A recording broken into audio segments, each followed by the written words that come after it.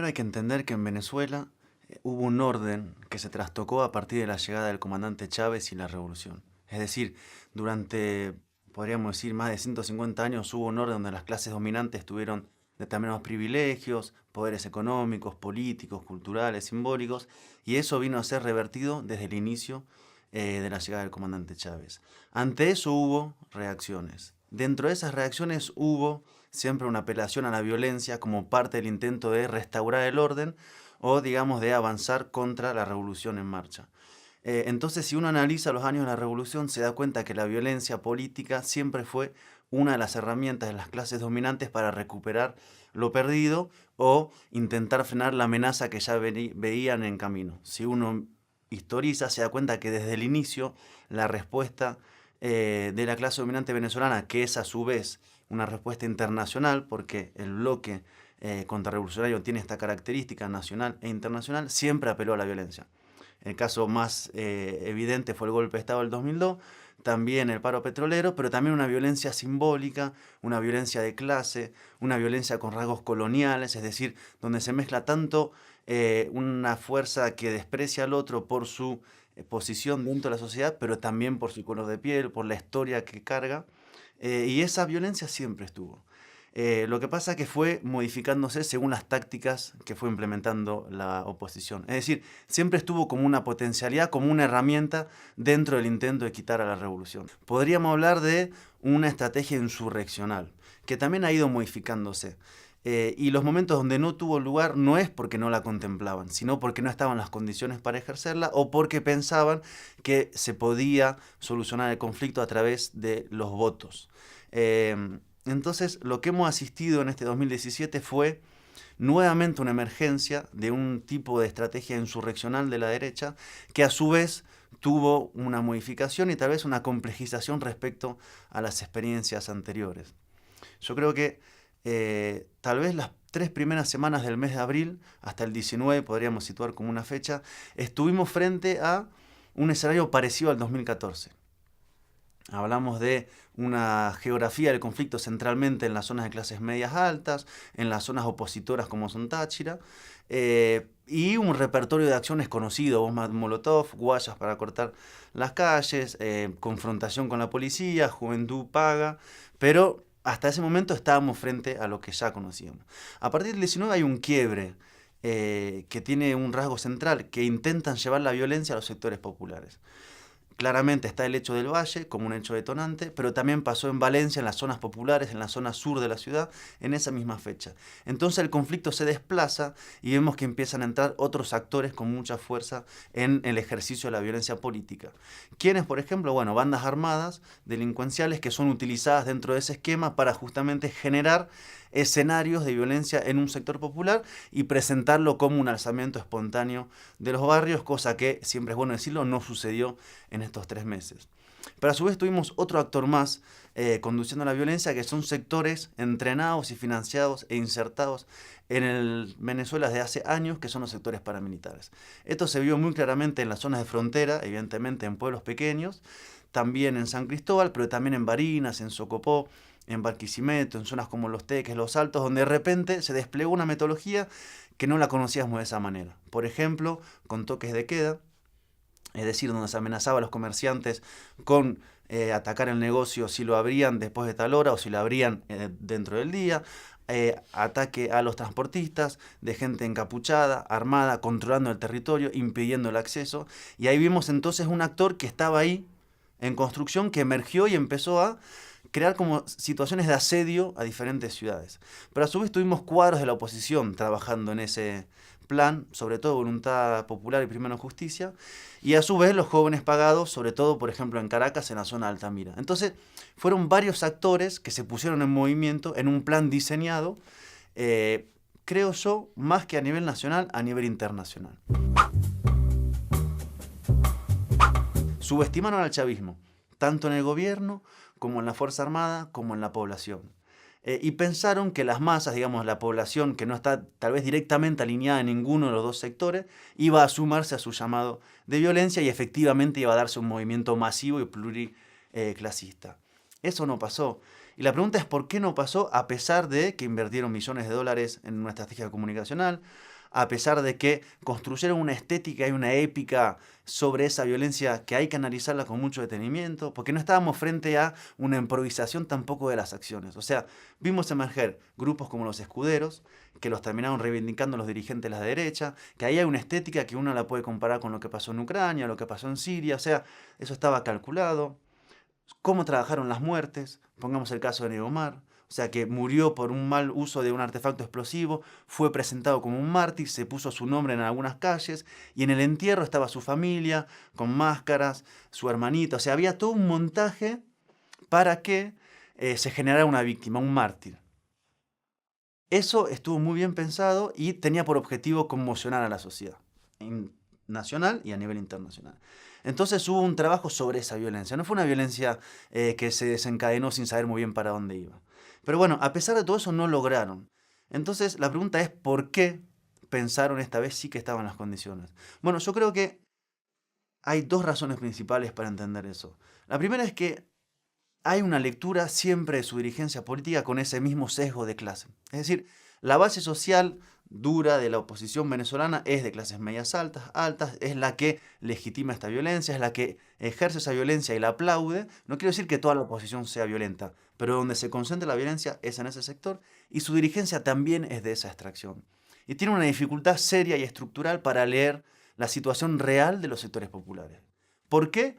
Porque los desconoce, porque los desprecia, porque no puede hacer un ejercicio de pensar que ahí hay una racionalidad política, ahí hay gente que piensa, que en un escenario de gran dificultad económica sostenida elige no hacer un saqueo como una decisión racional, elige seguir votando ante la posibilidad de ir a la confrontación, pero esa mirada clasista sesga y lo imposibilita ver qué es lo que está pasando ahí. Y a su vez porque una parte de la dirigencia opositora está en el extranjero y lee la situación del país desde afuera. Entonces, ese trabajo que uno vio que estaban por presionar hasta acorralar a la revolución terminó en una deslegitimación de la oposición, de su dirigencia. Yo creo que es importante ver quiénes están detrás de la estrategia de la violencia, porque a veces uno podría confundirse. Es decir, si uno ve los actores, a veces se puede encontrar con muchachos de barrio que han sido pagados, pero que son muchachos de barrio. Uno se puede encontrar efectivamente con poblaciones populares que decidieron ante el escenario, ¿por qué no?, atacar algún negocio. Uno puede ver, por ejemplo, que capturan a paramilitares y son muchachos jóvenes también, pobres, materialmente me refiero. Entonces uno podría dejarse confundir y pensar que efectivamente ahí en realidad lo que está expresado es un anhelo popular. Pero cuando uno empieza a desglosar quién está atrás, se da cuenta de los intereses de clase que se mueven, nacionales e internacionales. Si habría que definir el bloque, digamos, contrarrevolucionario, podríamos decir que está, evidentemente, el gobierno norteamericano, podemos hablar del Departamento de Estado, podemos hablar del mismo presidente, de sus grupos de asesores que están trabajando el tema Venezuela, como Marcos Rubio, de los sectores autodenominados del exilio que están allá. Y a nivel nacional, estamos hablando claramente de la gran burguesía, el empresariado, concentrado en Fede Cámaras, por ejemplo, la oligarquía, la cúpula eclesial que jugó con mucha fuerza en este escenario y el entramado empresarial también transnacional con sobre todo las empresas petroleras que están viendo cómo recuperar el control directo sobre los recursos en Venezuela y que a su vez están en una competencia mundial en ese sentido y Venezuela es la principal reserva. O sea, hay un bloque complejo nacional e internacional donde lo nacional está subordinado a lo internacional. Es decir, la estrategia de alineamiento y la forma de pensar el conflicto y desarrollar la guerra viene desde afuera. Los cuadros nacionales son los que ejecutan eso. Esto es bueno señalarlo, porque si no uno no puede entender cómo se dan, por ejemplo, paralelismo con el conflicto ucraniano, con el conflicto sirio. Uno no puede entender cómo de repente tienen la capacidad para desarrollar una fuerza paramilitar adentro del país. ¿Quién la financia? ¿Quién diseña esa estrategia? ¿Cómo la metieron ahí? Y si uno hace las conexiones, por ejemplo, financieras, se va a encontrar con quién está detrás de todo esto. Claro, tenemos al lado a Colombia, que es la retaguardia principal de esta fuerza, que tal vez podría llegar a operar como un brazo armado más declarado, pero a nivel nacional, si uno observa, por ejemplo, los estados de Barinas o de Táchira, o incluso acá Mérida, en sur del lago, ve que los que financian eso son, por ejemplo, ganaderos y terratenientes. O sea, que si uno va atrás y va en busca del dinero, va a encontrarse quién está en realidad interesado por terminar con la experiencia revolucionaria. No son los sectores populares, son las clases dominantes históricas las que iniciaron el ciclo de violencia cuando comenzó la revolución. Y los Estados Unidos igualmente. Yo creo que acá está bueno, es necesario dimensionar el conflicto. Es decir, una política hoy nacionalista sobre los recursos naturales es ya una amenaza para los Estados Unidos. Eso quiere decir que mientras que el chavismo tenga una política nacionalista sobre el uso de sus recursos, va a haber enfrente un intento frontal de recuperarlos. Sobre todo si en esa política se hace alianza con los que están disputando a los Estados Unidos la hegemonía mundial, como son Rusia y como son China. Entonces, en eso está centrado la estrategia de la contrarrevolución. Y yo creo que también hoy, y creo que es bueno tal vez hacer algunas hipótesis sobre lo que podría estar por venir, existe la posibilidad, por los indicios que hay, de que se desarrolle tal vez un intento de un brazo armado de otras características. ¿Por qué? Bueno, porque durante 3 meses hubo una fuerza callejera que hizo un entrenamiento muy fuerte de confrontación con las fuerzas de seguridad del Estado, que asaltó cuarteles, que asaltó estaciones de policía, que asesinó cuerpos de seguridad del Estado, que asedió ciudades, que a su vez intentó construir héroes y mitos, como Oscar Pérez, como el Fuerte Paramacay, que fue el asalto que hicieron donde se robaron las armas. O sea, hay algo que ahí se está desarrollando y que hay que mirarlo con mucho cuidado, porque el mismo Donald Trump dijo que no descartaba la opción militar para Venezuela. ¿Qué quiere decir esto? ¿Que van a venir mascando chicle y desembarcando un helicóptero como una película? Lo más probable es que no. Y lo más probable es que como esta guerra es eminentemente mediática, no nos regalen ninguna imagen y no se muestren como quienes son. Uno tiene que descubrir al enemigo en esta confrontación. El enemigo ejerce la violencia y no la reconoce. Mata y nos pone los muertos a nosotros en una mentira descarnada y cínica. Es un enemigo que nunca va a decir que está haciendo la guerra, nunca va a reconocer su paramilitarismo, nunca va a reconocer el ataque a la economía, y la comunicación justamente sirve para construir ese relato que acompaña o esconde a la violencia. Y por último, tal vez un elemento que creo que es necesario ver sobre el análisis de la violencia en este país, que se ha estado analizando en estos meses de conflicto, que fueron muy veloces y que muchas veces incluso tuvieron tanta intensidad que nos saturaron la posibilidad del análisis, que la violencia no solamente es un medio para intentar recuperar el poder político en Venezuela y el control sobre los recursos, sino que a su vez es un fin para golpear a la población, llevarla a enfrentamientos civiles, tejer el tejido social que construyó el chavismo, hacer que se enfrenten, que las posiciones sean irreconciliables y que de a poco empiece a reinar en el país una situación de caos, de dificultad para todos los ámbitos de la vida. Entonces esa violencia es muy compleja y yo creo que hay que tener cuidado con pensar que terminó. Es decir, qué tipo de sociedad está imaginando el imperialismo norteamericano y la derecha nacional para cuando en su imaginación recuperen el poder político. ¿Qué harían con toda esa violencia desplegada? ¿Cómo la utilizarían? ¿Qué harían esos cuerpos de paramilitares en un escenario de intentar disciplinar al país y hacer que el chavismo, que es mucho más que el gobierno, que es mucho más que Chávez, sino que es un pueblo que hace un ejercicio de democracia participativa con sus debates, ¿qué harían con eso? Bueno, la violencia, me parece, por la dimensión del conflicto de clase que hay en Venezuela y la dimensión del enfrentamiento con el imperialismo, va a estar como un elemento importante de aquí en adelante. No se podría entender hasta dónde llegó el conflicto en estos meses sin comprender la dimensión de la parte comunicacional, que fue vertebral, tanto a nivel nacional como a nivel internacional. Construyeron un intento de legitimación de la violencia, entendieron rápidamente que tenían que dotarla de justamente esa posibilidad de ser vista como justa, a través de un discurso que planteaba que la oposición era en realidad una representación del pueblo venezolano, democrático y pacífico, contra una dictadura autoritaria, por lo tanto la violencia estaba justificada.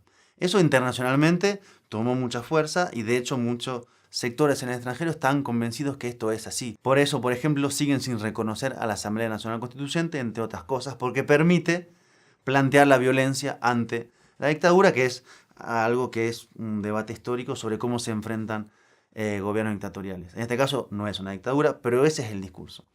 Después que entendieron que más que una verdad, de lo que se trata es de convencer. O sea, si uno puede hacer parecer que algo es verdad, entonces eso será apropiado como tal. Entonces es una batalla donde no importa si lo que se cuenta es o no es. Lo que importa es que eso cale en la gente y entre en su imaginario. Que todos sintamos que estamos viviendo algo que en el fondo no sabemos si lo estamos viviendo.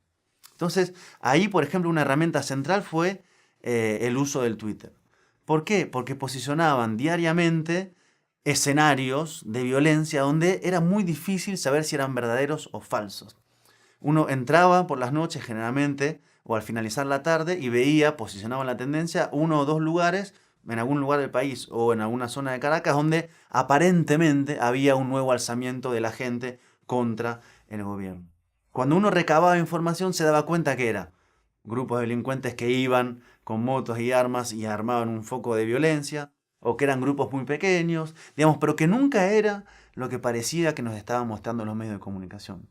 Y acá hay algo muy interesante que destacar, que es que en el transcurso del conflicto lograron hacer lo siguiente: controlar tanto la producción de la información como su distribución. Es decir, uno como periodista afín al gobierno, chavista, o incluso ya sectores mismos que no eran chavistas del periodismo, ya no podían acceder a los lugares del conflicto. Balearon a una periodista de Telesur, atacaron a periodistas opositores o chavistas, los lincharon. Es decir, uno ya no podía ir a ejercer el periodismo a su territorio. O sea, que la producción completa del contenido estaba en manos de la derecha. Y a su vez manejaban esos, tanto las redes sociales a nivel nacional como internacional, que eso tiene una facturación en dólares muy grande, y a su vez la articulación de medios nacionales e internacionales. Y bien se sabe que en Venezuela el 70% de los medios de comunicación no son, como se dice, del Estado, sino que están en manos de la oposición. Pero yo creo que las redes cumplieron ese rol central para trabajar sobre el rumor, para instalar escenarios y que todos creyéramos que algo estaba pasando. Entonces ahí nos puso a nosotros ante el desafío de, bueno, ¿cómo contestamos a esto? Por ejemplo, hubo algo que fue tal vez como un oficio básico del periodismo, pero que era recabar información con números. Los muertos en Venezuela. La derecha dice, repite y repetirá que todos fueron por culpa del chavismo, del gobierno, las fuerzas represivas. Cuando compañeros hicieron ese listado nombre por nombre, circunstancias de la muerte, uno se daba cuenta que menos del 10% habían sido en manos de fuerzas de seguridad del Estado, y en esas oportunidades además hay investigaciones y procedimientos abiertos. La derecha nunca reconoció a uno solo de los muertos que generó de manera directa o indirecta. La derecha incentivaba a matar gente, mataba gente de manera indirecta y mataba gente adentro de sus movilizaciones. Entonces, ahora, ¿cómo hace uno para debatir contra eso? No es un debate de ideas, tiene que ser un debate periodístico con información. Y eso que puede parecer muy básico es fundamental para debatir, fundamental para poder tal vez revertir. Claro, después hay que ver cómo se presenta. Acá estamos hablando no solamente de los contenidos, sino de las formas en las cuales se insertan en una dinámica de comunicación aceleradísima, financiada desde el extranjero, donde nosotros estamos en una desventaja muy fuerte. Nosotros me refiero en particular a los medios comunitarios, a los periodistas que tal vez no tengan demasiado respaldo, que trabajan de una manera, si queremos, artesanal ante lo que está enfrente. Digamos, no hay dólares para publicidades, no hay la infraestructura internacional que hay la solidaridad, la convicción y la voluntad de construir información, contrainformación en ese contexto. Entonces ahí hay un ejercicio que hacer, en qué hemos logrado y en qué hemos fallado. Para uno ejercer la violencia, decíamos, hay que poder justificarla. Y eso es un debate en cada sociedad en un tiempo histórico, según los consensos que hay, según hasta dónde está acostumbrada una sociedad, hasta dónde puede ver que algo es tolerable o no es tolerable, según un objetivo político y según el escenario. Su base social central, digamos, a la cual la dirigencia de la derecha convoca regularmente a tumbar al gobierno y con la cual tiene una tensión muy fuerte, porque siempre la convoca a eso y solamente cuando la convoca a eso logra movilizarla, está convencida de que la única forma de salir de esto es a través de la violencia, y es una violencia que tiene esta marca de clase muy, muy claramente. Uno no ha visto gente prendida a fuego linchada en barrios populares, ni porque fueran chavistas ni opositores. En los barrios el conflicto se resolvió de otra manera. Sin embargo, en la escalada de violencia que hicieron, se pudo ver que lograron en un primer momento ampliar tal vez su base social. Convencer efectivamente de que en Venezuela había una situación de un supuesto autogolpe, que el gobierno estaba retrocediendo en las libertades democráticas, combinándolo con su deseo de esa base social histórica, salieron a las calles y masificaron. Masificaron con un techo. Es decir, lo que alcanzaron al principio de la movilización en abril no lograron superarlo después. Pero algo pasó, y creo que ahí estuvo el error de la derecha, que no supieron leer hasta dónde la violencia podía ser aceptada en Venezuela y cuáles eran las formas de la violencia que podían generar apoyo y cuáles podían generar rechazo. Por ejemplo, incendiaron a más de 20 personas y eso fue filmado, viralizado. Y a pesar de que una base social de ellos muy convencida aplaudía y amenazaba a cualquiera con que le iban a hacer eso, gran parte de la sociedad venezolana no está de acuerdo con eso y lo ve, digamos, como algo totalmente repudiable. Quemaron comida. Y alguien que vea que en una situación de crisis económica alguien quema comida, evidentemente eso no va a generar consenso. Es decir, fueron avanzando en formas de la violencia que de a poco lo fueron distanciando de la sociedad. Y esa gente que tal vez se había sumado a apoyarlos, se fue retirando. Tanto así que el 30 de julio votaron muchos opositores. Se habla de unos 800.000. Es decir, que el 30 de julio la dicotomía era, resolvemos esto por los votos y la democracia, o resolvemos esto por el enfrentamiento armado y civil, donde la derecha no reconoce al gobierno, quiere hacer un gobierno paralelo y está dispuesta a desarrollar una fuerza paramilitar en el territorio. Ante esa dicotomía se votó mayoritariamente por la propuesta constituyente. En una lógica donde han instalado la imagen de un gobierno autoritario, cuasi dictatorial, por un gobierno sin ningún tipo de respaldo popular, utilizar siempre la figura del presidente durante un lapso de 2 o 3 horas de discurso puede ser hasta contraproducente porque retroalimenta justamente la idea de que la voz es monolítica en Venezuela.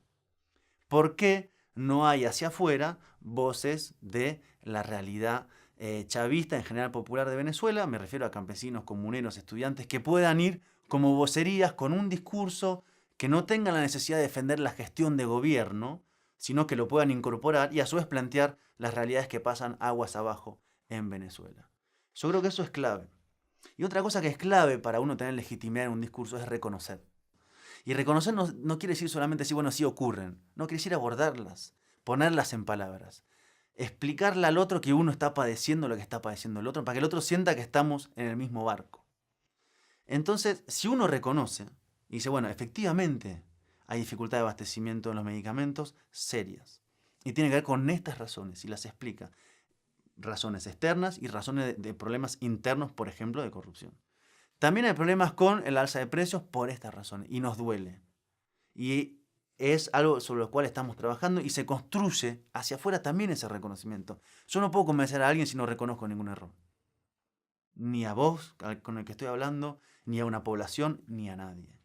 Y eso también vale para lo nacional. Yo creo que también hay que abrir las vocerías, la cantidad de voces que hay en Venezuela. Hay una riqueza del chavismo, una construcción histórica de participación, empoderamiento y protagonismo popular que no está expresada en el discurso comunicacional de la revolución. Y eso es una potencia que tenemos que subutilizamos. Pongamos un ejemplo de la Asamblea Nacional Constituyente. Hay una diversidad inmensa y una riqueza política que pocos procesos políticos tienen. Bueno, aprovechemos eso. O sea, tenemos que hacer un ejercicio de revisión de nuestro lenguaje, de los contenidos que estamos produciendo, sobre qué estamos hablando y a su vez de la forma de producción de eso. Es un trabajo integral. Lo que sí, creo que hay un esquema que viene trabajando la revolución que ya está empezando a mostrar serias limitaciones. No tal vez hacia la base histórica de la revolución, donde tal vez ahí haya más solidez, sino para recuperar hegemonía y mayoría. O sea, nosotros ya no somos una mayoría automática. Nosotros tenemos que convencer nuevamente a quienes se alejaron de que vengan a con nosotros. Claro, eso pasó el 30 de julio ante la crítica, crisis que había política. Ahora, ¿cómo hacemos para convencerlos para que vengan a votarnos?